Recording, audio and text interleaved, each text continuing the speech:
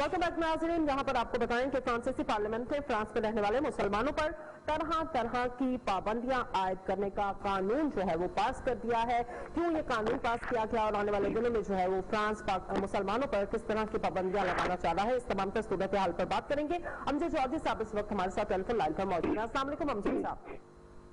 जी वालेकुम अस्सलाम। अमजद साहब, ये कानून पास किया गया है, फ्रांस के मुसलमानों की जिंदगी या उनके इस्लामी तौर तरीके पर आने वाले दिनों में कितना असर पड़ेगा इस कानून का? ये बेसिकली तो कानून अब पास किया गया है। ये पिछले दिसंबर में, बल्कि नवंबर के एंड में इन्होंने पार्लियामेंट में ये कानून पेश किया था और अब इन्होंने उसको जो है वो पास कर दिया है। लेकिन फ्रांस तो पिछले कई सालों से जो है वो मुसलमानों के तर्ज जिंदगी में इन्वॉल्वमेंट करता है और उनके कोशिश करता है कि उनके खिलाफ चीजें जो हैं वो डेवलप की जाएं। तो अब तो उनके पास एक कानून आ गया है, उस कानून के अंदर आके वो जो है, क्योंकि जो इंसानी बहबूद की जो यहाँ पे तंजीमें होती हैं वो इन चीजों पे ऑब्जेक्शन करती हैं कि ये कानून के खिलाफ चीज है। तो इस चीज को कवर अप करने के लिए अब उन्होंने कानून पास कर लिया है और अब ये सख्तियां जो हैं ऑब्वियसली मुसलमानों को वहां पे सहनी पड़ेंगी और उनके लिए आने वाला वक्त काफी मुश्किल नजर आ रहा है। जी, ऐसे कानून का असर क्या यूके में जो मुसलमान इस वक्त मौजूद हैं उनकी जिंदगियों पर भी पड़ेगा आने वाले दिनों में? नहीं, यूके में इस तरह की कोई चीज नहीं है। यहाँ पर एक तो पाकिस्तानी जो हैं वो उनकी पार्लियामेंट में बहुत ज्यादा अपीयरेंस है, वो हर मामले को लीगली यहाँ पे चैलेंज भी करते हैं, देखते रहते हैं। दूसरा यह है कि यूके जो है, क्योंकि वो बड़े सगीर में उनकी कॉलोनीज रही हैं और वो हमारे मिजाज से, हमारे तरीक़ेकार से ज्यादा वाकिफ हैं, तो यहाँ पर तो बहुत ज्यादा आजादी है हर तरह की मसाजिद बनाने में, इस्लामिक सेंटर बनाने में।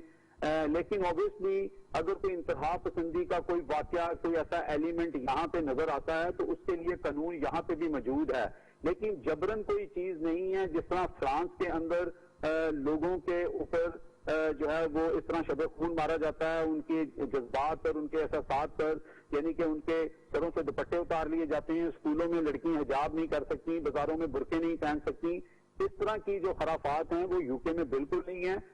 इस कानून का यूके में किसी तरह का भी कोई असर नहीं पड़ सकता। जी सही। अच्छा, साथ ही साथ अमजद साहब ये भी बताएगा कि क्या ऐसे इकदाम करने के बाद आपको नहीं लगा कि तमाम मुसलमान जो ममालिक हैं उनको एक काम पर जमा होकर इसके खिलाफ जो है वो आवाज उठानी चाहिए? वहां पर एक बड़ी तादाद में जो है फ्रांस में मुसलमान मौजूद है, उनकी जिंदगी आने वाले दिनों में बहुत ज्यादा तंग हो जाएगी। जी बिल्कुल, ये बहुत बड़ा मुअम्मा है और आप देखें कि इस वक्त पूरी मुस्लिम उम्मा के अंदर 57 ममालिक हैं और उसके अंदर सिर्फ 2 ऐसे मुल्क हैं जिसमें एक टर्की है और दूसरा पाकिस्तान है। पाकिस्तान भी अब इमरान खान का ये विजन है या इमरान खान की ये डोमेन है कि वो भी इन चीजों पे बात करते हैं। क़ौम मुत्तहिदा में जब उन्होंने तकरीर की थी उसमें भी उन्होंने जो है वो इस्लामी फोबिया के बारे में सारी बात की। इसी तरह जो प्रेसिडेंट हैं टर्की के उर्दगान, उन्होंने इसको बड़ा इनिशिएटिव लिया है। लेकिन जो हमारे बाकी ताकतवर मुसलमान मुल्क हैं, बड़े मुल्क हैं, पैसे वाले मुल्क हैं, वो बिल्कुल इन चीजों पे खामोश रहते हैं। अगर आप देखें कि पिछले दिनों जब फ्रांस के अंदर ये नाउजुबिल्लाह आप सल्लल्लाहु अलैहि वसल्लम के खाकों का मामला हुआ तो उसमें भी जो गरीब मुल्क थे और जिसमें आप टर्की को भी कह सकते हैं, पाकिस्तान, बांग्लादेश और इस तरह के जो मुल्क थे, उन लोगों ने ज्यादा बढ़ चढ़ के बात की।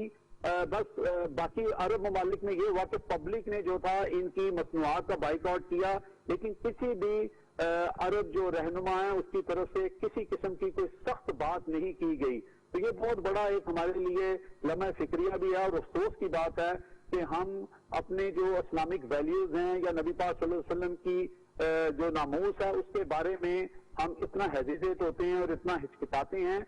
ये बात यहाँ पे मैं जरूर कहूंगा कि हम इस चीज को बिल्कुल हवा नहीं दे रहे कि यहाँ पर किसी किस्म की कोई भी शरपसंदी की जाए या लोगों को इस तरफ उभारा जाए। हर मुल्क में कानून का एहतराम होना चाहिए, क्योंकि नबी पाक सल्लल्लाहु अलैहि वसल्लम की हदीस मुबारका के अगर मैं लफ्ज ऊपर नीचे हूं तो मुझे اس کے لیے میں معافی مانگتا ہوں، لیکن وہ اس طرح کے الفاظ ہیں کہ آپ جس ملک میں جائیں اس ملک کے قانون کا احترام کریں. اگر آپ کو وہاں پر آپ کے مذاہب کے ساتھ وہ چیزیں ٹکراتی ہیں تو آپ وہ ملک چھوڑ دیں. ہمیں اس طرح کے حکم ہیں، ہم تشدد کی بات نہیں کرتے، لیکن جو رائٹ ہیں وہ ملنے چاہیے، اور مسلمان ممالک اس پر بالکل خاموش ہیں. جی صحیح. اچھا امجد صاحب، کیا ایسے اقدام کرنے کے بعد آپ کیا سمجھتے ہیں کہ فرانس میں اگر چند افراد میں مذہبی انتہا پسندی ہے بھی تو اس کے محرکات کیا ہو سکتے ہیں؟ ان کے پیچھے کیا ایسے مقاصد ہو سکتے ہیں جس کی بنا پر جو ہے اتنی انتہا پسندی دکھائی گئی ہے؟ دراصل بات یہ ہے کہ ہمارے یہاں پہ جو فکر کے لوگ ہیں، یعنی کہ جو ہمارے علماء ہیں، جو ہمارے شیخ ہیں یہاں پر، یہ ان کا کام ہے کہ مساجد کے اندر جو ہے وہ لوگوں کو نبی پاک صلی اللہ علیہ وسلم کی سیرت کی تعلیم دیں، بتائیں کہ وہ کتنے ہمبل تھے، وہ کتنے پولائٹ تھے. وہ جو واقعات ہیں کہ کوئی عورت ان پہ کوڑا پھینکتی تھی، یا کوئی یہودی جب آتا تھا، یا کوئی دوسرے مذاہب کے لوگ آتے تھے تو وہ ان کو کس طرح ڈیل کرتے تھے، یہ چیزیں ہمارے اپنے لوگوں کو، مسلمان بچوں کو بتانے کی ضرورت ہے. اور ان کو یہ بتانے کی ضرورت ہے کہ ہمیں صبر کا دامن نہیں چھوڑنا اور اسلام کا دامن نہیں چھوڑنا. یہ جو شدت پسندی ہے، یہ اسلام میں اس کی کہیں پہ بھی اجازت نہیں ہے کہ اگر کسی نے غلط بات کی ہے اور آپ اس کو جا کے قتل کر دیں یا اس کو جانی یا مالی نقصان پہنچائیں. یہ رویے ہمارے پاکستان سے اور دیگر ممالک سے بھی دیکھے جاتے ہیں کہ ہم ذرا سی بات کے اوپر اپنا ہی گھر جلانا شروع کر دیتے ہیں. یہ چیزوں پہ کنٹرول ہونا چاہیے، اور یہاں کے جو علماء ہیں، جو ٹیچر ہیں، پیرنٹس جو ہیں، ان کو ان چیزوں پہ انیشیٹو لینا چاہیے، ان کو اپنے بچوں کو بتانا چاہیے. اب یہ جو واقعہ فرانس میں ہوا تھا، جو ٹیچر کی وہاں پہ وہ قتل ہوا، وہ لوگ اس کو بہت زیادہ اس کو بڑا آئیڈیلائز کر رہے تھے، بہت اس کو جو ہے تعریفیں کر رہے تھے. یہ کسی لحاظ سے تعریف کی بات نہیں ہے، کیونکہ بات یہ ہے اس نے غلط بات ضرور کی ہے، اور وہ ان کا ملک ہے، ان کا قانون وہاں پہ چلتا ہے. لیکن یہ ایک جذباتی فیصلہ کر کے، اس طرح کا معاملہ کر کے، پوری مسلم امہ جو وہاں پہ رہ رہی ہے، جو لوگ رہ رہے ہیں، ان کے اوپر جو ہے وہ ایک بہت بڑی پریشانی اور ایک بہت بڑا مسئلہ ان کے لیے بن گیا. اب آپ دیکھیں کہ انہوں نے قانون پاس کر لیا ہے، اس ایک وجہ سے اب مسلمانوں کے اوپر سختیاں کی جائیں گی، ان کی نسل کو خراب کیا جائے گا. آپ یہاں پہ یہ بات ذہن میں رکھیں کہ فرینچ جو ہیں وہ بہت تعصبی قوم ہے، وہ مسلمانوں کے ساتھ آج سے نفرت نہیں رکھتے یا آج سے بغض نہیں رکھتے. ان لوگوں نے جب ان کی الجیریا کے ساتھ الجیرین جو ان کی جنگ ہوئی تھی، اس میں جو مسلمان لوگ شہید ہوئے تھے، ان کی 43,000 لوگوں کی جو ان کے سر قلم کر کے ان کے سر یہاں پہ لے آئے تھے، وہ فرانس کے میوزیم میں آج بھی ان کے سر جو ہیں، ان کی کھوپڑیاں جو ہیں وہاں پہ انہوں نے رکھی ہوئی ہیں. ابھی ریسنٹلی الجیریا نے تقریباً اپنے 20 لوگ جو ان کے بڑے تھے، لیڈر تھے، ان کی وہ کھوپڑیاں واپس لے کر ان کی بڑی عزت سے تقسیم کی ہے. جی صحیح. اچھا امجد صاحب، ایک اور بھی اہم خبر ہے، میں چاہوں گی کہ ہمارے ناظرین کو اس حوالے سے بھی تفصیلات سے آپ آگاہ کیجیے گا. جرمنی اور بیلجیم نے جو ہے وہ بھارت کو اسلحہ بیچنے سے انکار کر دیا ہے، اور یہ انکار صرف کشمیر کے کشمیریوں پر مظالم ڈھانے کی بنیاد پر کیا گیا ہے. ایک بہت بڑی جو ہے وہ خبر سامنے آئی ہے، میں چاہوں گی ہمارے سننے والوں کو اس کی تمام تر تفصیلات سے آپ آگاہ کیجیے گا. جی بالکل، یہ بہت بڑا واقعہ ہے، اپنی جگہ ایک بہت بڑی بات ہے کہ وہ بھارت جہاں پر، یعنی کہ اس کا یہاں پہ نام کوئی نہیں لیتا تھا.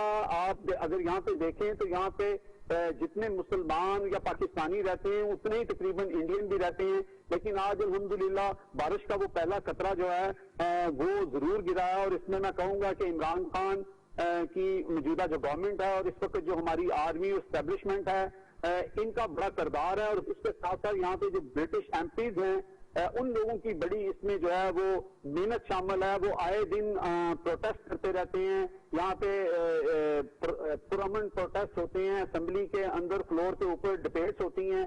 اور پھر ریسنٹلی جو آپ نے دیکھا کہ ہماری جو سیکرٹ ایجنسی تھی، انہوں نے پچھلے دنوں جو تمام ثبوت پوری دنیا کے سامنے رکھے، اقوام متحدہ میں لے کر گئے، وہاں پہ جا کے ڈوسیو پیش کیا. وہ ساری چیزیں کرنے سے اس کا رزلٹ یہ نکلا کہ ان کی جتنی فیک ویب سائٹ تھی پہلے وہ بند ہوئی. اس کے بعد ان لوگوں کو اسمبلی کے اندر ایک قانون پاس ہوا، ایک یہاں پر جو انہوں نے پٹیشن دی تھی، وہ اس کے اندر یس ملا کہ جی یہ جو کشمیر کے اندر مظالم ہو رہے ہیں یہ انڈیا کا اندرونی معاملہ نہیں ہے، یہ ہیومن رائٹس کا مسئلہ ہے. اس کے اندر تقریباً 80 کے قریب لوگوں نے جو ہے وہ دستخط کیے، اس میں یس کہا. اور اس پہ اب آ کر یہ جو خبر آئی ہے کہ جرمنی کے اندر جرمنی اور بیلجیم کے اندر 2 کمپنیاں تھیں جو ان کو گنز سپلائی کرتی تھی ان سے انہوں نے گن کی ڈیمانڈ کی اور وہاں کی جو انسانی حقوق کی تنظیمیں ہیں انہوں نے پروٹیسٹ کیا. انہوں نے کہا کہ یہ ظلم کر رہے ہیں کشمیر کے اندر, سب کو نظر آ رہا ہے, اور آخر کار جرمنی اور بیلجیم نے ان کا اپلے کا یہ معاملہ بند کر دیا ہے. صحیح. امجد صاحب, بڑی خبر ہے کہ جرمنی اور بیلجیم نے جو ہے وہ ایک شٹ اپ کال ہم سے کہہ سکتے ہیں کہ بھارت کو دی ہے, اور ان کی جانب سے بھی کہا گیا ہے کہ کشمیر پہ مظالم جو ہیں وہ بند ہونے چاہیے کیونکہ یہ اسلحہ وہ وہیں پر جا کر استعمال کریں گے. پاکستان کو ہم دیکھتے ہیں کہ پاکستان نے ہمیشہ اس حوالے سے آواز بھی اٹھائی ہے اور کشمیر کے مسئلے کو حل کرنے کے لیے بھی کوششیں کی ہیں. اس بات کو ہم ریفرنس بنانا چاہیے اور کتنا ضروری ہے اس بات کو اب آگے چل کر ریفرنس کے طور پر استعمال کیا جائے؟ جی, یہ بہت بڑا ریفرنس بن گیا ہے کیونکہ اب باقی دیگر جو ممالک ہیں ہم ان کو یہ بات بتا سکتے ہیں, بادر کرا سکتے ہیں. پاکستانی جو گورنمنٹ ہے, جو انٹرنیشنل افیئر دیکھتی ہے, ان کو اقوام متحدہ میں اس چیز کو اٹھانا چاہیے کہ یہ دیکھیں کہ یہ انیشیٹو لیا ہے جرمنی اور بیلجیم کے لوگوں نے, اسی طرح فرانس کے اوپر, اٹلی کے اوپر اور باقی جو یو ایس اے وغیرہ کے اوپر, کیونکہ اس وقت بھارت جو ہے وہ صرف بھارت کا صرف ادھر اس وقت مسئلہ پاکستان کے ساتھ یا کشمیریوں کے ساتھ نہیں ہے. اس وقت اس نے ہر جگہ جسے ہم کہتے ہیں نا پنگا لیا ہوا ہے, جو اس وقت فارمر کے ساتھ ہو رہا ہے, اس کی وجہ سے بھارت بہت زیادہ بدنام ہو رہا ہے. یہاں پہ عام آدمی جو ہے وہ بھارت کہ ان مظالم کو, ان چیزوں کو دیکھ کر ان سے نفرت کرنا شروع ہو گیا. اور یہ بہت اچھا موقع ہے ہم پاکستانیوں کے لیے جو یہاں پہ ہیں, ہم بھی اپنا کردار ادا کریں, لوگوں کو اویئرنیس دیں کہ یہ ایک فاشسٹ گورنمنٹ ہے اور مودی جو ہے وہ ایک تعصب پسند اور نفرت کرنے والا انسان ہے, یہ کوئی اچھا لیڈر نہیں ہے.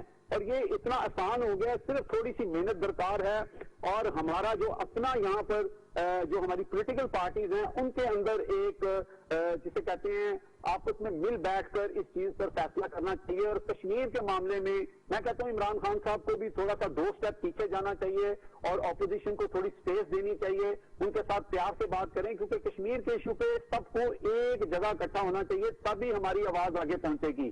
یہاں پر آپ نے کہ تمام اپوزیشن اور حکومت کو جو ہے کشمیر کے معاملے پر متفق ہو کے اس وقت جو ہے جو بھی اس وقت نزاکت ہم کہیں کہ وقت کی چل رہی ہے, ایک اچھا جو ہے ہمیں ریفرنس مل چکا ہے. جرمنی نے اس حوالے سے بڑے واضح انداز میں بھارت کو جو ہے وہ شٹ اپ کال دی ہے. بہت شکریہ امجد جارجی صاحب اس وقت ہمارے ساتھ موجود تھے, اور ان کا بھی یہی کہنا تھا کہ پاکستان کے پاس جو ہے اگر کشمیر کے مسئلے کو لے کر اس وقت اہم جو ہے وہ وقت ہے. اس سے پہلے بھی ہم نے دیکھا ہے کہ بھارت کے خلاف جو ہماری ایجنسیز نے ڈوزگیٹ جو تھا وہ بھی اس سے پہلے پیش کیا تھا, اور اب بھارت کو ایک اور جگہ سے جو ہے وہ انکار سننے کو ملا ہے. اس کے بعد جو ہے وہ پاکستان کو اس چیز کو ضرور ہائی لائٹ کرنا چاہیے اور کشمیر کے لیے ایک بار پھر سے جو ہے وہ بھرپور طریقے سے آواز بلند کرنی چاہیے. واپس آتے ہیں بریک کے بعد, آپ ہمارے ساتھ رہیے گا.